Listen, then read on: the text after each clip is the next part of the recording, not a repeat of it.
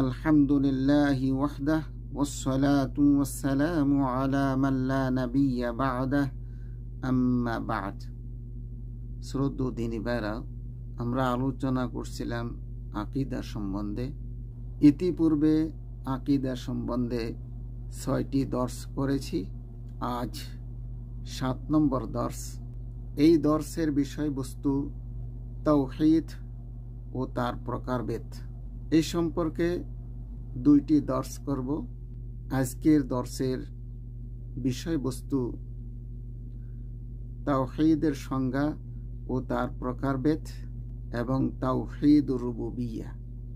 এই সম্পর্কে অতি সংক্ষেপে আলোচনা করব ইনশাআল্লাহ। তাওহীদ শব্দটি ওয়াহদুন ক্রিয়ার মূল থেকে উৎপত্তি হয়েছে।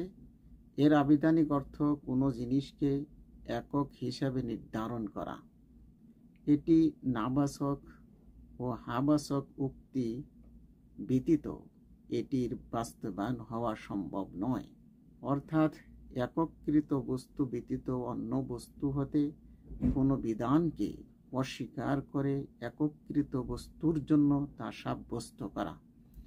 উদাহরণস্বরূপ আমরা বলবো, আল্লাহ তাআলা ছাড়া সত্য কোনো মাবুদ নেই। এ কথার সাক্ষ্য দেওয়া ব্যতীত কোনো ব্যক্তির তাওহীদ পূর্ণ হবে না।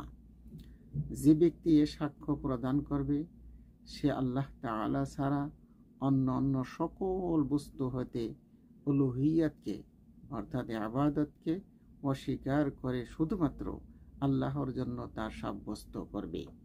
এইভাবেই তাওহীদের প্রকৃত রূপ বাস্তবায়ন হয়ে থাকে।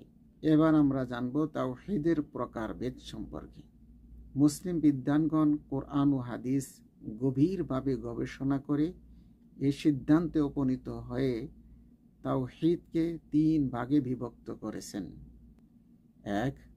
তাওহীদুর রুবুবিয়্যা, ২. তাওহীদুল উলুহিয়্যা, ৩. তাওহীদুল আসমা ওয়াস সিফাত। প্রথম প্রকার তাওহীদ, তাওহীদুর রুবুবিয়্যা। তাওহীদুর রুবুবিয়্যার বিস্তারিত পরিচয়।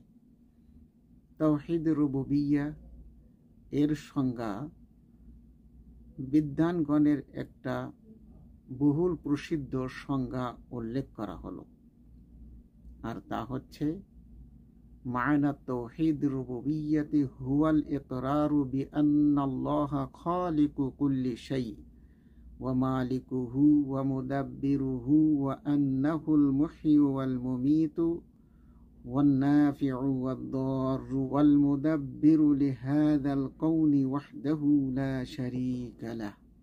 তাওহীদুর রুবুবিয়্যা হলো এ কথা মনে প্রাণে স্বীকার করা যে নিশ্চয় আল্লাহ তাআলা সমস্ত জিনিসের সৃষ্টিকর্তা, তিনি তার মালিক এবং তিনি তার পরিচালক, আর নিশ্চয়ই তিনি একমাত্র জীবনদাতা, আর তিনি একমাত্র মৃত্যুদাতা, আর একমাত্র তিনি কাউকে উপকার করতে পারেন, আর একমাত্র তিনি কাউকে ক্ষতি করতে পারেন, আর এ বিশ্বকে তিনি একাই পরিচালনা করেন, আর তার সাথে কোনো অংশীদার নেই। প্রথম যুগের মুশরিকরা এই তাওহীদে রুবুবিয়্যাকে স্বীকার করত। তারা এই কথার সাক্ষ্য দিত যে নিশ্চয় আল্লাহ তাআলা তিনি একমাত্র এ মহাবিশ্বের সৃষ্টিকর্তা, বাদশাহ, পরিচালক, জীবনদাতা ও মৃত্যুদাতা। তিনি একক, তার কোনো অংশীদার নেই। যেমন মহান আল্লাহ তাআলা মুশরিকদের সম্পর্কে বলেছেন, ওয়ালাইন সাআলতাহুম মান খালাকাস সামাওয়াতি ওয়াল আরদ ওয়া সাখখারাশ শামসা ওয়াল কমার লায়াকুলুন্নাল্লাহু ফাআন্না ইউফাকুন। আর হে রাসূল সাল্লাল্লাহু আলাইহি ওয়াসাল্লাম, আপনি যদি ওই সমস্ত মুশরিকদেরকে জিজ্ঞাসা করেন কে নবমণ্ডল ও ভূমণ্ডল সৃষ্টি করেছেন এবং কে চন্দ্র সূর্যকে কর্মে নিয়োজিত করেছেন, তবে তারা অবশ্যই বলবে আল্লাহ। সুতরাং তারা এরপরও আবার কোন দিকে ফিরে যাচ্ছে? সূরা আনকাবুত আয়াত ৬১। কিন্তু তাদের এই স্বীকারোক্তি তাদেরকে ইসলাম ধর্মে প্রবেশ করাতে পারে নাই এবং জাহান্নামের আগুন হতেও পরিত্রাণ দিতে পারে নাই। এমনকি তাদের জান ও মালকেও হেফাজত করাতে সক্ষম হয় নাই, কেননা তারা তাওহীদুল উলুহিয়াকে যথাযথভাবে মেনে নিতে পারে নাই। কারণ তাদের ইবাদতের কিছু অংশ গায়রুল্লাহের নামে উৎসর্গ করে তারা আল্লাহর সাথে অংশীদার স্থাপন করেছিল। সৃষ্টি, রাজত্ব, কর্তৃত্ব, পরিচালনায় আল্লাহ তাআলাকে এক হিসাবে বিশ্বাস করার নাম তাওহীদুর রুবুবিয়্যাহ। সৃষ্টিতে আল্লাহর একত্ব। মহান আল্লাহ তাআলা একাই সব কিছুর সৃষ্টিকর্তা, তিনি ছাড়া অন্য কোনো সৃষ্টিকর্তা নেই। মহান আল্লাহ তাআলা বলেন, হাল মিন খালিকিন গায়রুল্লাহি ইয়ারযুকুকুম মিনাস সামাই ওয়াল আরদ লা ইলাহা ইল্লা হু ফাআন্না তুফাকুন। আল্লাহ তাআলা ছাড়া কোনো স্রষ্টা আছে কি যে তোমাদেরকে আকাশ ও জমিন হতে রিজিক প্রদান করে? প্রকৃতপক্ষে আল্লাহ তাআলা ছাড়া সত্য কোনো মাবুদ নেই। সূরা ফাতির আয়াত ৩। সুতরাং আল্লাহ তাআলাই একমাত্র সৃষ্টিকর্তা, তিনি সকল বস্তু সৃষ্টি করেছেন এবং সুবিন্যস্ত করেছেন। আল্লাহ তাআলার কর্ম এবং মাখলুকাতের কর্ম সবই আল্লাহর সৃষ্টির অন্তর্ভুক্ত। তাই মহান আল্লাহ তাআলা মানুষের কর্মসমূহ সৃষ্টি করেছেন। এ কথার উপর ঈমান আনলেই তাওহীদের উপর ঈমান আনা পূর্ণতা লাভ করবে। মহান আল্লাহ তাআলা বলেন, ওয়াল্লাহু খালাকাকুম ওয়া মা তা'মালুন। আল্লাহ তোমাদেরকে এবং তোমাদের কর্মসমূহকেও সৃষ্টি করেছেন। সূরা আস-সাফফাত আয়াত ৯৬। রাজত্বে আল্লাহর একত্ববাদ। মহান রাজাদিরাজ একমাত্র আল্লাহ তাআলা।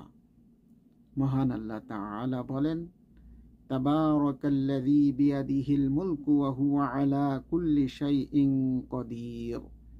সেই মহান সত্তা অতি বরকতময়, যার হাতে রয়েছে সকল রাজত্ব, আর তিনি প্রতিটি বিষয়ের উপর ক্ষমতাবান। সূরা আল মুলক আয়াত ১। মহান আল্লাহ তাআলা আরো বলেন, কুল মান বিয়াদিহি মালাকুতু কুল্লি শাই ওয়া হুয়া ইউজিরু ওয়া লা ইউজারু আলাইহি। হে নবী, আপনি জিজ্ঞাসা করুন, সব কিছুর কর্তৃত্ব কার হাতে, যিনি আশ্রয় দান করেন এবং যার উপর কোনো আশ্রয়দাতা নেই। সূরা আল মুমিনুন আয়াত ৮৮। তিনি তার রাজত্বে যা ইচ্ছা তাই করেন। মহান আল্লাহ তাআলা বলেন, আলা লাহুল খালকু ওয়াল আমর তাবারাকাল্লাহু রাব্বুল আলামিন। সৃষ্টি করা ও আদেশ দানের মালিক একমাত্র তিনি। সৃষ্টিকুলের রব আল্লাহ তাআলা অতি বরকতময়। সূরা আল আরাফ আয়াত ৫৪। আল্লাহর এই পরিচালনা সর্বব্যাপী। কোনো শক্তি আল্লাহর পরিচালনাকে রুখে দিতে পারে না। শ্রদ্ধেয় দ্বীনী ভাইরা, আজকের দর্শে আমরা জানলাম তাওহীদ সম্পর্কে, এবং তাওহীদ ৩ প্রকার। এই ৩ প্রকার তাওহীদের মধ্য থেকে তাওহীদুর রুবুবিয়্যাহ সম্পর্কে জানলাম। আমরা সবসময় চেষ্টা করব এই তাওহীদকে প্রতিষ্ঠা করার জন্য। আল্লাহ তাআলা আমাদের সকলকে তাওহীদের উপর অটল অবিচল থাকার তৌফিক দান করেন, এই তাওহীদকে প্রতিষ্ঠিত করার তৌফিক দান করেন। আল্লাহুম্মা সাল্লি ওয়া সাল্লিম আলা নবিয়্যিনা মুহাম্মদ।